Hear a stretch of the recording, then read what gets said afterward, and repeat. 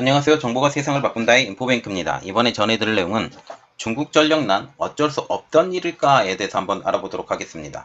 여러분의 구독, 좋아요 한 번씩 눌러주시고 이야기를 시작을 해보겠습니다. 지금 중국의 전력난은 헝다의 사태보다 더 심각한 사태로 떠오르고 있고, 지금 인도까지 전력난이 있었기 때문에 지금 그 충격은 일파만파 퍼져가고 있는 거죠. 이것으로 인해서 지금 미국이 인플레이션 우려, 그리고 유럽도 인플레이션 우려까지 지금 떠오르고 있는 상황입니다. 중국 31개 성 직하시 자치구에서 대규모 정전 사태가 일어난 곳은 지난달 말부터 중국 랴오닝성에서부터 남부 광둥성까지 무려 20곳에 달한다는 거죠. 전체 성 도시 중 지금 31개 중에 20곳, 다시 말하면 3분의 2 정도가 지금 단전 사태가 일어난다라고 말이 나오고 있어요. 그래서 이것에 대해서 중국은 지금 현재 지금 어떤 방식을 쓰더라도 석탄과 천연가스, 석유를 구매해라 라는 그런 말들이 나오고 있죠. 지금 제조업의 중심지인 광둥성, 이 광둥성과 같은 경우는 중국 GDP의 10%에 해당하는 지역이에요. 이 광둥성에서도 핵심적인 주장삼각주인 광저우, 선전, 홍콩, 마카오 사이에서의 에서는 한 주에 하루만 전기가 공급되는 극단적인 정전 사태까지 벌어지고 있습니다. 그러면 왜 이런 일이 벌어질까라는 내용이죠. 중국은 GDP의 감소를 감내하면서까지 이러한 일들이 왜 벌어지고 있는 것일까요? 중국이 극한 상황에서 석탄에서 지금 석유와 같은 원자재를 구매할 능력이 없어서 일어난 일일까? 라는 그런 측면이죠. 그러면 이번 일에 대해서 좀 더 깊이 자세히 들어가 보도록 하겠습니다. 그래서 우리가 이런 생각을 갖죠. 중국의 전력난이 정말로 어쩔 수 없었냐. 호주를 떨어뜨리면서까지 행했었던 이 모든 것들이 정말 어쩔 수 없는 일이고, 이 이후에 석탄을 구매할 능력이 없어서 이러한 일들이 벌어졌을까. 중국 같은 경우는 중앙정치잖아요. 중국 공산당 정치인데, 중국 공산당이 의지만 있으면 이 모든 일이 이루어졌을 텐데 왜 이런 일이 벌어졌을까라는 내용이죠. 지금 중국 전력난을 그냥 어쩔 수 없던 일로 치부하기에는 너무나도 이상한 일들이 벌어지고 있다는 거죠. 중국 인민들의 고통을 감내했다는 것입니다. 중국은 현재 공동 부유를 부르짖고 있어요. 함께 잘 먹고 잘 살자. 함께 잘 먹고 잘 살자에 지금 전력 상황은 정말 중요한 내용이죠. 그런데 이것을 감내를 해야 됐다는 거죠. 또한 공산당 특성상 인민들의 고통을 감내하는 것은 그들의 논리로도 맞지 않는다는 것이죠. 물론 당이 우선으로, 그리고 목표의 최우선으로 해왔음은 어쩔 수 없는 상황이에요. 그러나 그럼에도 불구하고 이들이 주창하는 게 뭐예요? 인민의 공동부유, 공동정책, 이러한 것들을 부르짖고 있는 이러한 상황에서 정작 그들이 지켜야 되는 인민들을 지키지 못하는 상황으로 보여진다라는 거죠. 현재 전력난은 중국 당국이 별다른 설명이 없이 새벽 당일에 긴급 공지하는 식으로 갑자기 단전해서 주민 생활에 불편을 주는 동시에 중국의 먹거리인 가동 중인 공장에 막대한 피해를 일으키고 있다는 점입니다. 그러나 우리가 이 부분은 조금 생각을 해봐야 돼요. 중국이 반도체 굴기를 부르짖고 있는데 이 반도체 공장에서는 전력이 끊어질까? 이러한 측면으로 보면 절대 끊어지지 않는다. 그 내용에 대해서는 제가 또 분리해서 얘기를 해드릴 게 좀 있어서 분리를 다시 해드리겠습니다. 그래서 이에 대해서 여러 가지 설들이 난무하고 있는데 그 설들에 대해서 좀 자세히 분석을 해드리도록 하겠습니다. 첫 번째, 핵무기 증산설. 중국 온라인에서는 공산당이 대량의 전기를 아껴서 핵무기를 증산하고 있다라는 괴 소문까지 떠돌고 있는 실정이죠. 실제로 중국은 지난 7월 중국이 북서부 사막 지역에 대륙간 탄도미사일 ICBM용 사일로를 추정되는 시설을 100개 건설하고 있다는 사실이 외국 신문들의 보도로 드러났습니다. 다만 핵무기 증산설은 가능성이 희박한 허황된 주장이라는 반론도 만만치 않은 상황인데요. 이렇기 때문에 지금 핵무기 증산설은 지금 효용성이 없다.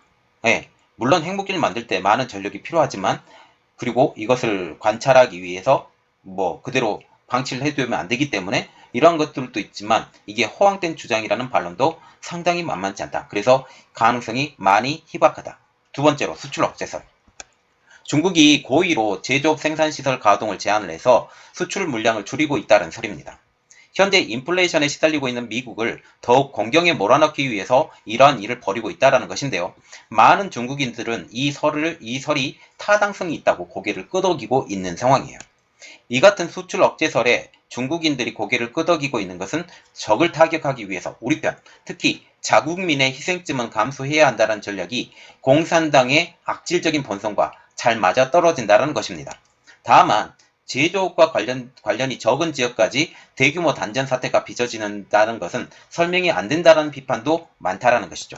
한 가지 분명한 점은 중국인들이 대규모 전력난에 대해서 이제 이것은 단순한 사건이 아니고 이 뒤에 누가 큰 그림을 그리고 있다라고 여기고 있다라는 거죠. 그래서 이들이 이렇게 여길 만큼 큰 그림이 그려졌는데 무슨 큰 그림이 그려졌을까라고 우리가 알아봐야 된다라는 거죠. 그러면 이제 중국 전력난의 원인에 대해서 더 한 걸음 더 깊이 들어가 보도록 하겠습니다. 그러면 중국의 전력난의 원인은 무엇일까요? 첫 번째로 보는 것은 부메랑이 된 호주 무역 보복입니다. 전력난의 직접적 원인으로 거론되고 있는 것은 호주의 무역 보복이라는 것이 대체적인 의견이에요. 저도 이 의견에 대해서 일부는 동의하고 일부는 동의하지 않은 입장이에요. 왜냐하면 일부가 동의가 된다라는 것은 이 호주 무역 보복을 통해서 지금 이러한 일들이 벌어졌는데 호주가 이렇게 강력하게 중국에 대해서 대항을 할 수 있는 그 배경도 또 알아야 돼요. 이 배경은 지금 돌아가는 정세를 보면 이 배경, 호주가 강력하게 AE를 할 수 있었던 그 배경, 그 뒤에 미국이 있었다. 이 미국을 통한 우방국, 지금 호주가 석탄을 팔지 못했을 때 호주에 석탄을 사주었던 나라들을 보면 알아요. 그 나라들이 인도, 일본, 한국이거든요. 인도, 일본, 한국 중에 쿼드에 포함되어 있는 나라가 인도와 일본이에요. 그리고 한국은 새롭게 미국과 국교관계가 다시 정립되고 있는 나라 중에 하나입니다.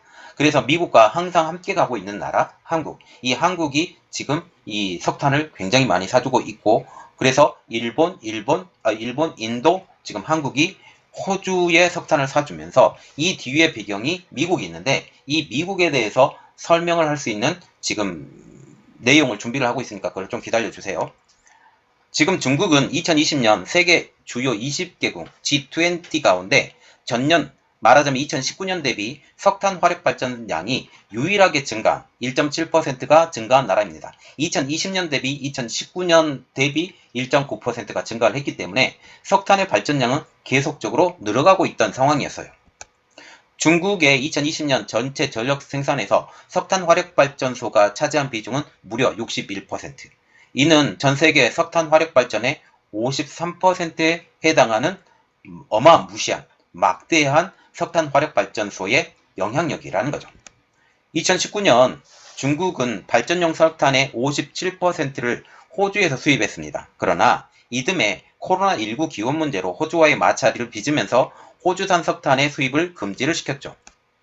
호주의 중국의 반발이 예상되는 코로나19에 대해서 자신있게 나간 배경에 대해서는 제가 아까 말씀드렸다시피 다음 시간에 분석을 해드리겠습니다. 그 결과 중국의 발전업체들의 석탄 재고량은 급감하게 되죠. 여기에 국제 석탄 가격의 상승까지 덮쳤습니다. 그리고 인도도 마찬가지로 코로나 델타 변이 바이러스 때문에 생산량이 줄고 이러한 상황까지 겹쳤다는 거죠. 공급망 병목 현상으로 국제 화물 수송량이 대폭 감소하면서 모든 원자재가 일제히 상승했는데 현재 국제 석탄 가격은 톤당 70달러였던 4월을 비교하면 톤당 170달러로 배 이상 튄 상황입니다. 이는 중국 내에서 석탄 화력 발전 원가 폭등을 일으켜서 전력난을 심화시키는 원인이 되었어요. 석탄 가격이 오르면 당연히 석탄 화력 발전소의 발전 원가가 올라가는 것은 너무나도 극히 당연한 일입니다. 그러나 중국의 전기 요금은 계획 경제 체제에 따라서 시장 가격이 아니라 중국 공산당이 지정한 가격으로 설정이 되고 중국의 지방 정부는 힘이 없어요. 그런데 이번에 광둥성 쪽에서 지금 산업용 전기에 대해서 피크 타임 시간에 25%를 올린다라는 얘기가 나왔어요. 이 내용은 중국 공산당이 이것을 허용을 했다라고 보시면 돼요. 그래서 발전업체들은 그동안 전기료 인상을 요구를 했었지만 당국이 이를 받아들여지지 않았기 때문에 전기료 인상은 꿈도 꾸지 못하는 상황이 되었었죠. 이로 인해서 발전업체들은 울며 겨자 먹기로 적자 운영을 해오다가 설비 고장, 그리고 안전검사 등 이런저런 핑계를 대면서 발전량을 줄이기 시작을 했고 이번에 골마 터진 것으로 보이게 된다는 사실이죠. 또한 중국은 태양열, 수력, 풍력 등 대체 에너지에 믿을 구석이 있었기 때문에 이렇게 가격이 좀 오르고 조금 안 돌리더라도 문제가 되지 않는 상황처럼 보였다는 거죠. 그러나 하늘은 중국을 돕지 않습니다. 하늘은 올해 중국을 돕지 않아서 양쯔강이나 지금 한강강 상류에 비가 내리지 않았어요. 비가 많이 내리지 않아서 가뭄이 일어난 상황.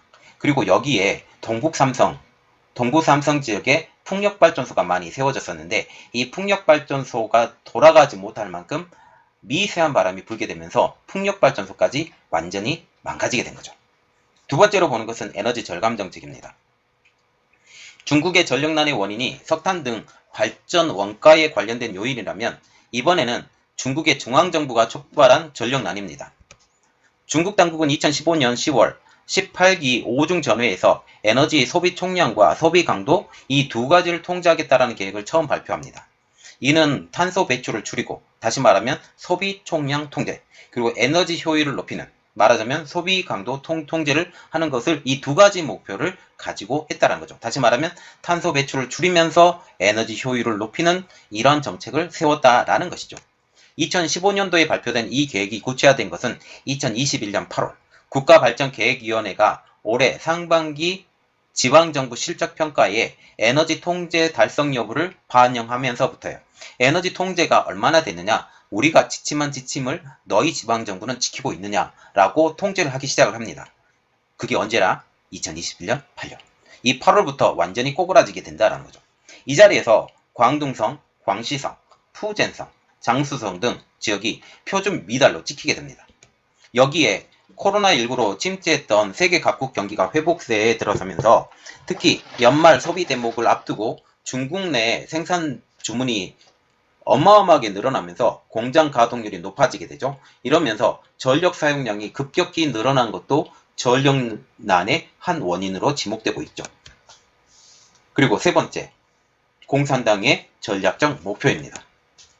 중국에서는 벌어지는 모든 현상은 이면을 봐야 된다는 게 중앙권 분석가들의 오랜 경험에 나온 정설입니다. 그러면 이번 전력난의 가장 큰 후면적 배경, 보이는 배경이 아니라 이 뒤에 숨겨진 배경이 무엇이냐, 이것이 중국 공산당이 보이고 있는 전략적 목표가 무엇이냐에 대해서 우리가 알아볼 내용이라는 거죠. 정전 사태와 관련해서 일부 지역에서는 전력 사용량 제한이 내년 3월까지 이어진다고 통지를 받았다고 합니다. 그러면 왜 3월까지 이 전력 사용량 제한일까요? 이 전력 사용량 제한을 지금 보면 베이징 올림픽과 지금 연관이 많이 되어 있는 것처럼 보여요. 왜냐하면 2월 달에 베이징 올림픽 그리고 베이징 올림픽과 더불어 장애자 올림픽까지 이게 3월 달에 넘어가죠. 이러한 것들도 또 있어요. 그리고 또 다른 측면으로 보면 석탄 수요가 높아지는 겨울이 다가온다는 측면이 있어요. 이것도 성박을 통한 석탄 해운에 통상 지금 한 달 정도의 시간이 소요된다는 점을 고려하면 너무 길다라는 평가도 나오고 있어요. 그리고 석탄이 지금 남아공이나 아니면 인도네시아나 말레이시아나 이런 데에서 수입을 받을 수 있어요. 수입을 받을 수 있지만 그 옆에 나라 러시아나 몽골에서도 이 석탄을 받을 수 있다는 것들을 생각을 한다면 이것은 너무 길다라는 평가까지 나오고 있는 상황입니다. 이는 이번 사태를 통해서 중국 공산당 정부가 그 뭔가를 꾸민다라는 생각을 떨쳐버릴 수 없게 만드는 대목이라는 것이죠. 그러면 우리가 알지 못하는 그 미지의 뭔가가 무엇일까요? 첫 번째로 보이는 것은 제조업 중심의 산업 구조 개편입니다. 중국은 과거에 비해 명성이 지금 떨어지긴 했어도 여전히 세계의 공장으로 불리고 있죠. 엄청난 인구와 낮은 인건비, 심지어 감옥 수감자들을 동원한 제로 인건비를 기반으로 대규모 노동집약적 산업과 전통적 제조업 역량을 전 세계 기업들로 하여금 중국의 생산 공장을 짓게 만드는 운동력이 되었어요. 그 대표적인 예가 어디냐면 신장 위구르 지역입니다. 신장 위구르 지역에 이 감옥 수감자들을 통해서 엄청나게 낮은 인건비를 사용해서 태양열 발전을 위한 칩들을 생산하기 시작을 했어요. 이것을 통해서 태양 발전이 중국을 기반으로 발전한다 라는 그런 말까지 나올 정도로 이러한 것들을 통해서 지금 제조업 역량들을 세계적으로 만방에 뻘치게 되는 가장 큰 원동력이 이런 낮은 인건비 그리고 감옥 수감자들을 통한 제로 인건비 이런 기반을 통해서 많은 제조업들이 중국에 들어가게 됐다는 거죠. 그 중에 신장 위구르 지역도 한 지역에 포함이 되었다는 겁니다.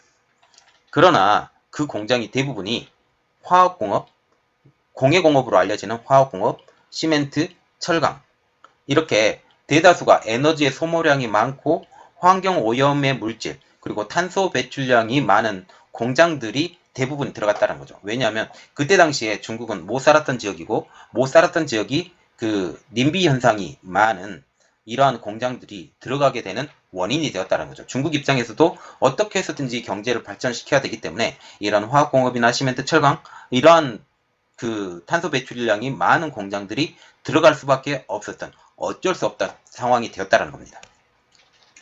그런데 이제 상황이 바뀌었죠. 철강 제품이나 알루미늄 제품들을 이제 생산을 줄이겠다라는 말이 나오고 있어요. 이제 시대가 바뀌었습니다. 중국도 시대가 바뀌었어요. 중국과 같은 경우는 인건비가 상당히 많이 오르고 있고 또한 올해는 국제 원자재 가격, 화물 운송비가 오르면서 제조업 기반의 중국의 경쟁력이 더욱더 힘을 잃고 있는 상황이에요.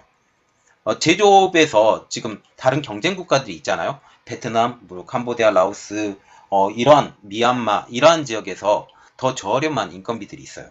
이 저렴한 인건비에서 나오는 이러한 공장들에서 나오는 비교 우위가 있어야 되는데 중국과 같은 경우는 인건비가 높아지고 이 친환경 정책을 하고 탄소 배출 제로에 도전하고 이러한 것들 때문에 또 화물 운송비도 오르고 이러한 것들 때문에 중국 세계 공장이라고 불리는 제조업 기반의 중국의 경쟁력이 지금 상당히 힘을 잃고 있는 것도 사실입니다.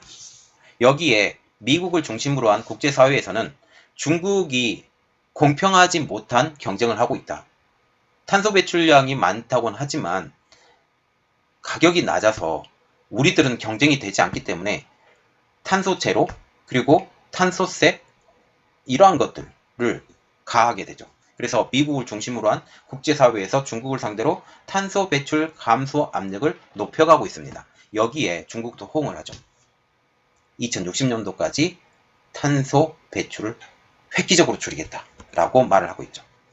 따라서 대규모 전력 제한 조치는 에너지의 소비량이 많고 효율이 낮은 산업을 도태시키거나 업종 전환 등을 통해서 그리고 혹은 해외로 공장 이전을 유도하려는 계획이 있다라는 거죠. 다시 말하면 공해가 많이 발생되는 공장은 이제 해외로 가. 우리는 더 이상 안 쓰겠어. 이렇다라는 겁니다.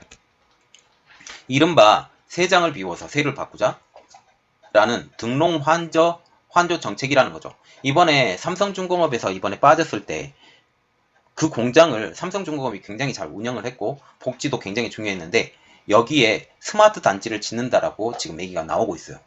이것이 그 배경으로 보면 되겠습니다.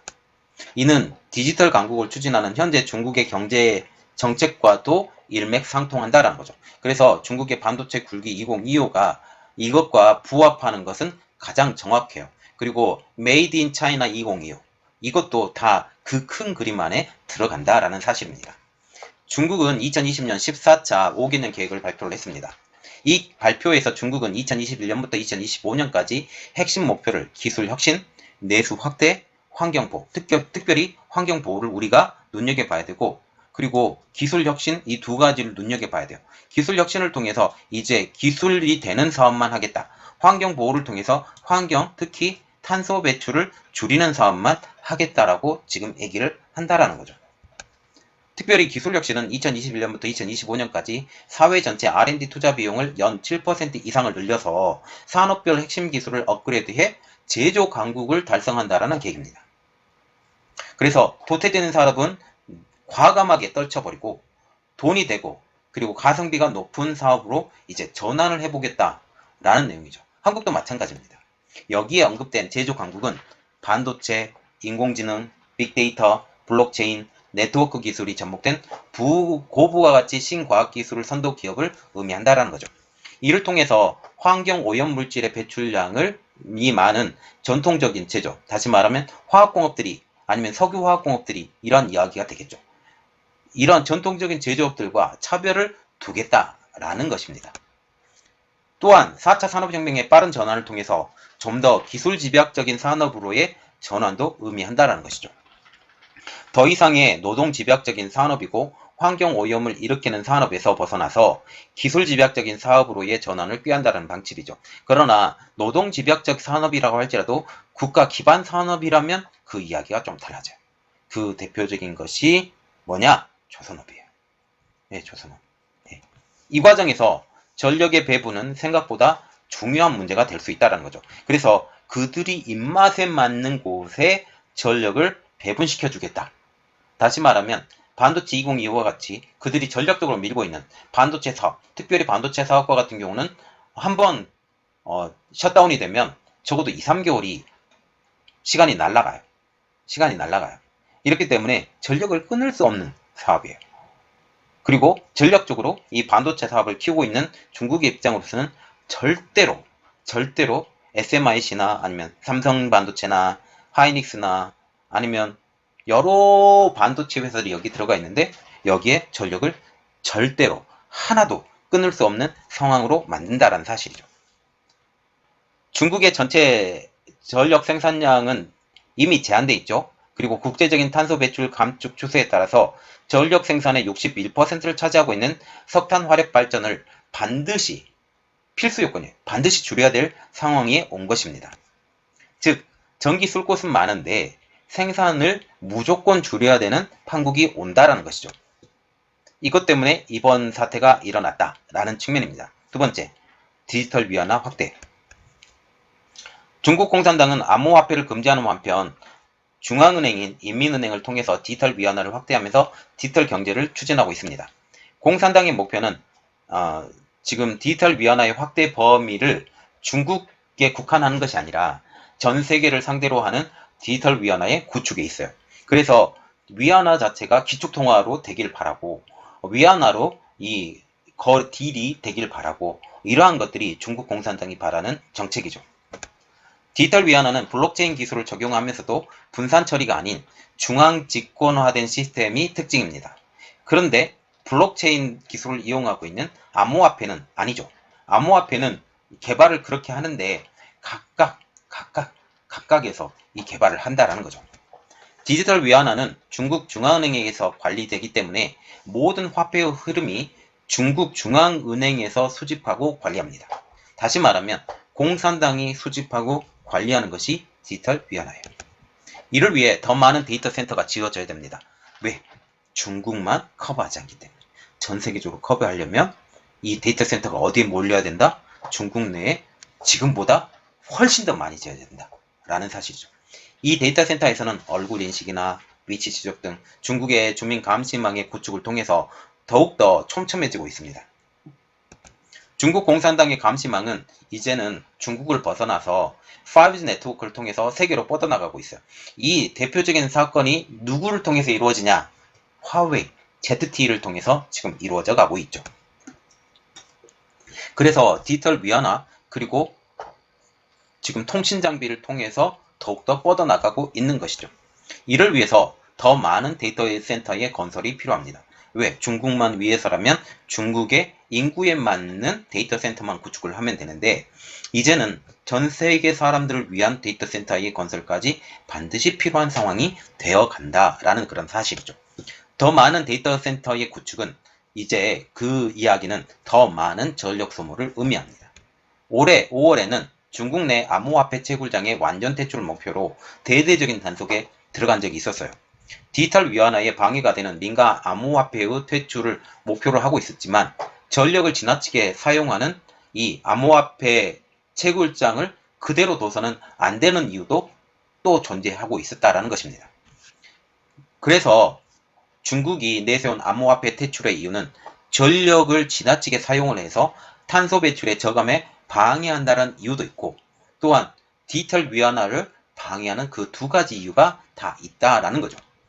중국의 국영 전력회사인 스테이트 그리드에 따르면 2020년 중국 전국 데이터 센터의 전력 소모량은 2천억 kWh로 넘어서 국가 전체의 2.7%가 넘어섰으며 2030년까지는 소비량의 3.7%에 달할 것으로 지금 예측이 되고 있고 2040년에는 그보다 더 넓어질 것이라고 예측이 되어 가고 있죠. 왜 이렇게 계속 늘어만 가느냐? 그것은 디지털 위안화의 확대, 전 세계로의 확대를 이것은 생각을 한다라는 것이죠. 베이징 교통대회는 중국 전체 인터넷 산업의 전기 소모량이 매년 10% 증가해서 7, 8년 후에는 두 배가 될 것이다라고 예측을 하고 있어요. 두 배가 되는데 인구는 줄어가고 있죠. 두 배가 되는데 인구는 줄어가고 있는 이러한 상황을 우리가 생각을 하시면 됩니다.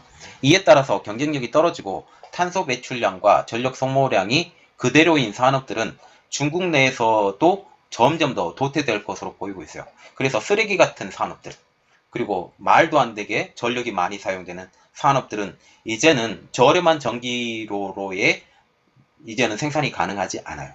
왜냐하면 석탄 화력이 완전히 죽어버리고 천연가스나 원자력 발전소로의 전환을 해야 되기 때문이죠. 그리고 세 번째, 정치 외교적 요인입니다.